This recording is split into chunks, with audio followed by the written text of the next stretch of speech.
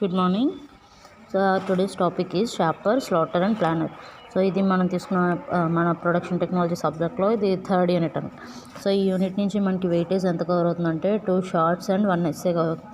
So 2 shorts అంటే so around 2 shorts నుంచి 6 marks, 1 essay 10 marks, 16 marks ఈ యూనిట్ నుంచి మనకి కవర్ అవుతుంది. Okay, so in this chapter so మనకి ఏంటంటే ఇక్కడ మనకి 3 మెషిన్స్ ఉంటాయి. షేపింగ్ మెషిన్ ఒకటి, slotting machine, planing machine. So షేపర్ని మనం షేపింగ్ మెషిన్ అని కూడా అనొచ్చు, స్లాటర్ని స్లాటింగ్ మెషిన్ అంటాం, ప్లానర్ని ప్లేనింగ్ మెషిన్ అని కూడా అంటాం. సో ఏంటంటే ఈ 3 డిఫరెంట్ మెషిన్స్ నుంచి కూడా ఈ యూనిట్లో నేర్చుకుంటాను.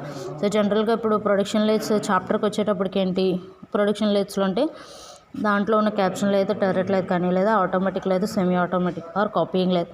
సో అలా ఎన్ని మెషిన్స్ అయితే నేర్చుకున్నామో ఈ చాప్టర్లో మాత్రం ఓన్లీ ఈ 3 మెషిన్స్ కోసం మాత్రమే డిస్కస్ చేస్తాం.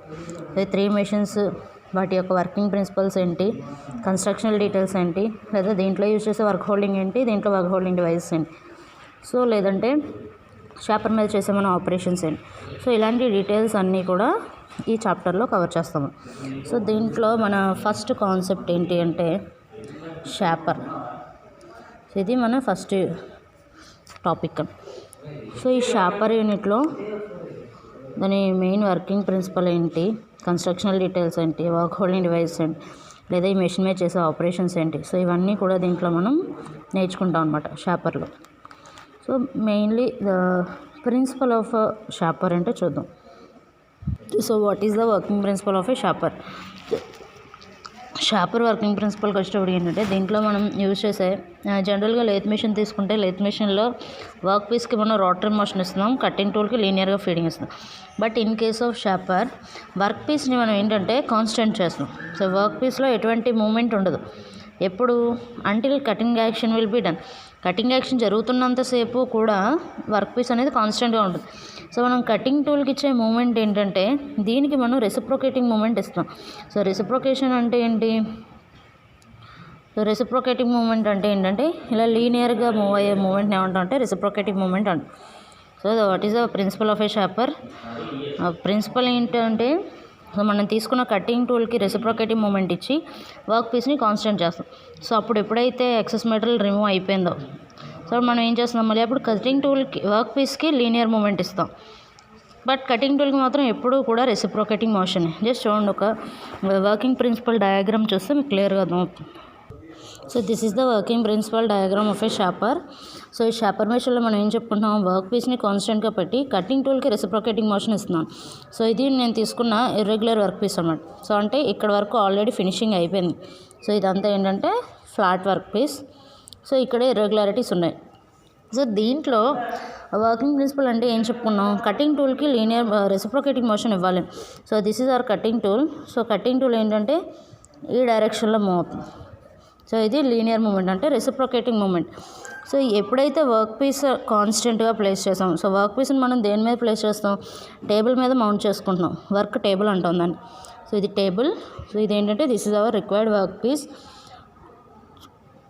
టేబుల్ మీద వర్క్ పీస్ ఎప్పుడైతే కాన్స్టెంట్గా పెట్టి కటింగ్ టూల్కి ఇలా లీనియర్ మూమెంట్ ఇచ్చాం, సో ఏమవుతాయి, ఇవి రెండు కాంటాక్ట్లో ఉన్నప్పుడు సో ఒకదానికి వర్క్ పీస్కి టూల్ యొక్క ఈ సింగిల్ పాయింట్ కటింగ్ టూల్ యొక్క ఎండ్ పాయింట్ టచ్ అయినప్పుడు మనకి ఏంటంటే ఎక్సెస్ మెటీరియల్ రిమూవ్ అవుతుంది. వన్స్ 1 లేయర్ కంప్లీట్ అయిపోయిన తర్వాత మనం ఏం చేయాలి, అప్పుడు వర్క్ పీస్కి మూమెంట్ ఇస్తున్నాం. ఇదే ప్లేస్లో cutting tool number of times ఇలా మూవ్ అవుతూ ఉంటే ఏమవుతుంది, ఇక్కడ మాత్రమే మెటల్ రిమూవ్ అవుతుంది, మనకి సర్ఫేస్ అంతా కూడా చేయాలి. సో అప్పుడు ఏం చేస్తున్నాం, సో వర్క్ పీస్ పాత్రని ఏంటంటే ఈ డైరెక్షన్లో మూవ్ చేసుకుంటాం. సో ఒక పాయింట్ దగ్గర స్టార్ట్ చేసి లీనియర్గా టూల్ మూవ్ అయింది, this is our cutting tool. So tool లీనియర్గా మూవ్ అయినప్పుడు ఎక్సెస్ మెటీరియల్ రిమూవ్ అయింది. అయిపోయిన తర్వాత ఏం చేయాలి, టేబుల్ని మనం స్లైడ్గా మూవ్ చేస్తాం, ఎప్పుడు కటింగ్ టూల్ మూవ్మెంట్ లేనప్పుడు. సో టేబుల్ మూవ్ చేస్తాం, మళ్ళీ అగైన్ కటింగ్ టూల్కి లీనియర్ మూవ్మెంట్ ఇస్తాం. సో అప్పుడు ఏమవుతుంది, ఈ ప్లేస్లో ఫినిషింగ్ అయిపోయిన తర్వాత నెక్స్ట్ ఎడ్జ్లో ఫినిషింగ్ అవుతుంది, మళ్ళీ వర్క్ పీస్ని మూవ్ చేస్తే ఈ ఎడ్జ్లో. సో అలా లేయర్ బై లేయర్ మనకి మెటల్ కనుక రిమూవ్ అవుతాయి. So that is the main working principle of a shaper. Okay, so ఇక్కడికి వచ్చేటప్పటికి కటింగ్ టూల్ ఇలా మూవ్ అయ్యేటప్పుడు అంటే దాన్ని ఏమో స్ట్రోక్ అంటాం, అంటే మూమెంట్ని మనం స్ట్రోక్స్ అని అనొచ్చు. So this is front stroke or forward stroke అంటాం, లేదా సింపుల్గా forward stroke of a cutting tool back వచ్చేటప్పుడు దాన్ని ఏమంటున్నాం, return stroke of the cutting tool అంటాం. So this is return stroke. Forward stroke, return stroke. ఇక్కడ ఏంటంటే కటింగ్ టూల్ ఫార్వర్డ్ స్ట్రోక్లో మూవ్ అయినప్పుడు మాత్రమే మెటల్ రిమూవ్ అవుతుంది. సో అంటే అక్కడ మాత్రమే కటింగ్ యాక్షన్ జరుగుతుంది కాబట్టి ఫార్వర్డ్ స్ట్రోక్నే మనం ఏమనొచ్చు, కటింగ్ స్ట్రోక్ అని కూడా అనొచ్చు. రిటర్న్ స్ట్రోక్లో ఎటువంటి మెటల్ రిమూవ్ అవ్వదు, జస్ట్ టూల్ బ్యాక్కి వెళ్ళిపోయి మళ్ళీ వచ్చేటప్పుడు మాత్రమే కటింగ్ యాక్షన్ జరుగుతుంది. సో అంటే రిటర్న్లో ఎటువంటి కటింగ్ యాక్షన్ జరగట్లేదు. సో అందువల్ల దీన్ని ఏమంటాం అంటే మనం idle stroke of the cutting tool అంటాం. Okay, this is forward stroke of the cutting tool, this is return stroke. Okay, so this is the main working principle of a shaper. Okay, so this is the working principle. So ఏం చెప్పుకున్నాం, work పీస్ని మనం table మీద fix చేస్తాం.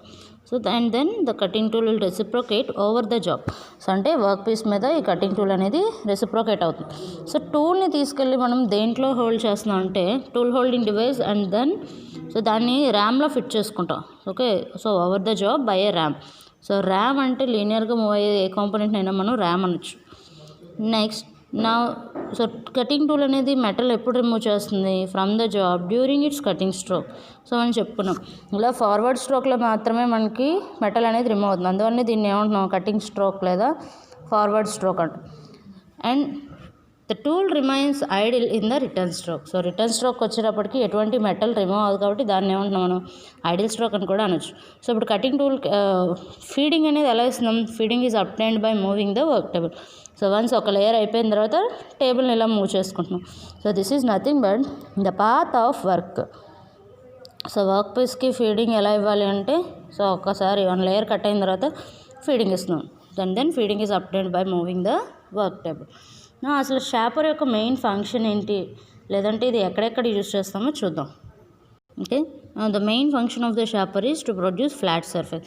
So ఎటువంటి irregular shapes ఉన్నా కానీ flat సర్ఫేస్ని produce చేయాలి అంటే అక్కడ మనం యూజ్ చేయాల్సింది ఏంటి, షేపింగ్ మిషన్ యూజ్ చేస్తాం. అండ్ ఇంకా ఒకవేళ మనకి ఉన్న స్పెషల్ అటాచ్మెంట్స్ కానీ డివైజెస్ కానీ వర్క్ పీస్ని హోల్డ్ చేయగలిగితే సో అప్పుడు మనం we can cut any external keyways or internal keyways or spiral grooves or gear racks. So rack and pinion అని మనకి ఉంటుంది. సో ఆ మెకానిజంలో ఏంటంటే మనకి ర్యాక్స్ కట్ చేసుకోవాలి. సో అలాంటి గేర్ ర్యాక్స్ని కూడా మనం షాపర్ మీద ప్రిపేర్ చేయగలం. And then dovetails are tea slots. So these are the mostly used applications of a shaper. So ఈ వర్క్స్ చేయాలి అంటే అక్కడ మనం ప్రిఫర్ చేయాల్సిన మెషినింగ్ టూల్ ఏంటి అంటే షాపర్ని ప్రిఫర్ చేస్తాం. Next concept is classification of shoppers. అంటే షాపర్స్లో ఎన్ని టైప్స్ ఉన్నాయి, సో ఏ పర్పస్ మీద అంటే depending upon the design or as the purpose we used. ఆ డిజైన్ బట్టి కానీ లేదా మనకి యూజ్ అవుతున్న పర్పస్ మీద. సో ఈ టూ క్లాసిఫికేషన్స్ మీద మనకి ఎన్ని టైప్స్ ఆఫ్ షాపర్స్ ఉన్నాయో చూద్దాం. ఫస్ట్ క్లాసిఫికేషన్ ఏంటంటే according to type of mechanism used for giving reciprocating motion of the RAM. So మన ర్యామ్కి ఇచ్చే రెసిప్రోకేటింగ్ మోషన్ ఏ మెకానిజం మీద బేస్ అయ్యింది. సో ఫస్ట్ వన్ ఏంటంటే crank type shopper, gear type shopper, hydraulic type shaper. So these three are the types. Another classification of shapers is according to position and travel of ram. So అంటే RAM యొక్క moment ఎలా ఉంది. For suppose horizontal యాక్సిస్లో అది reciprocate అయితే దాన్ని ఏమంటున్నాం, horizontal shaper అంటాం. లేదంటే in case of the ram holding the tool reciprocates in vertical axis. Vertical యాక్సిస్లో కనుక ర్యామ్ మూవ్ అయితే దాన్ని ఏమంటున్నాం, వర్టికల్ షాపర్ అంటాం. థర్డ్ వన్ ఏంటంటే travelling head shaper. So travelling head షాపర్లో ఏంటంటే లీనియర్గానే మూవ్ అవుతుంది. అంటే ఇలా మూవ్ అయితే మనం ఏమంటున్నాం, హారిజాంటల్ షాపర్ అంట. ఇలా మూవ్ అయితే దట్ ఈజ్ వర్టికల్ షాపర్. అలా కాకుండా ట్రావెలింగ్ హెడ్ అంటే క్రాస్ వైజ్ డైరెక్షన్లో, అంటే ఫస్ట్ జెడ్ యాక్సిస్ తీసుకున్నాను, ఫ్రంట్ బ్యాక్ లీనియర్గా మూవ్ అవుతుంది. సో దాన్ని ఏమంటామంటే ట్రావెలింగ్ హెడ్ షాపర్ అంట. లేదంటే ఇంకొక క్లాసిఫికేషన్ ఉంది, that is according to type of design of table. టేబుల్ని మనం ఎలా డిజైన్ చేసుకున్నాం. సో దీన్నే స్టాండర్డ్ షాపర్ అనొచ్చు లేదా యూనివర్సల్ షాపర్. స్టాండర్డ్కి ఇంకొక నేమ్ ఉంది, that is plain shaper. So standard shaper or plain shaper అంటే ఏంటంటే ఈ టేబుల్కి ఓన్లీ 2 మూమెంట్స్ ఉంటాయి. అయితే టేబుల్ మనం హారిజాంటల్గా మూవ్ చేస్తున్నాం, లేదంటే vertically up and down move అవుతుంది. బట్ యూనివర్సల్ షాపర్ అంటే అలా కాదు. యూనివర్సల్ అనే వర్డ్ వచ్చిందంటే దాని మీనింగ్ ఏంటి, మల్టీపర్పస్ అనమాట. సో అంటే ఆ టేబుల్ హారిజాంటల్గా మూవ్ అవ్వగలదు, ఇలా వర్టికల్గా పైకి కిందకి మూవ్ అవుతుంది. And also there is a chance to swivel the table. అంటే వర్క్ పీస్ని మనం రొటేట్ కూడా చేసుకునే ఛాన్స్ ఉంటే దాన్ని ఏమంటాం అంటే యూనివర్సల్ షార్పర్ అంటాం. Okay, so another classification is according to type of cutting stroke. Cutting stroke base చేసుకొని, సో ఫస్ట్ వన్ ఏంటంటే push type, second one draw type. Push type అంటే ఏంటంటే మెటల్ అనేది ఎప్పుడు ర్యామ్ అనేది చూడండి, the metal is removed when the RAM moves away from the column. For suppose ఇక్కడ మనం కాలమ్ తీసుకున్నాం అనుకోండి, అంటే మనకి కన్స్ట్రక్షన్ చెప్పినప్పుడు చెప్తాను కాలమ్ అంటే ఏంటి అలా. సో ఇక్కడ నుంచి push type and draw type. So ఈ రెండు ఏంటంటే ఒక్కొక్క దానికి రివర్స్. అంటే మనం ఏం చెప్పుకున్నాం, ఫార్వర్డ్ స్ట్రోక్లో కటింగ్ యాక్షన్ జరగాలి, రిటర్న్ ఐడియల్గా వచ్చేయాలి.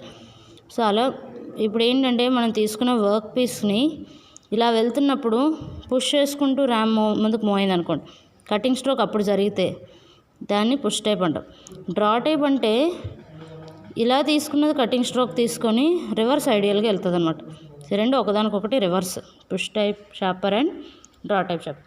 So these are the different types of shapers. So by the next class we will discuss constructional details of a shaper. అంటే షార్పర్ల యొక్క మెయిన్ పార్ట్స్ ఏంటి, సో దాని ఈచ్ పార్ట్ యొక్క ఫంక్షన్ ఏంటో కూడా డీటెయిల్గా తెలుసుకుందాం.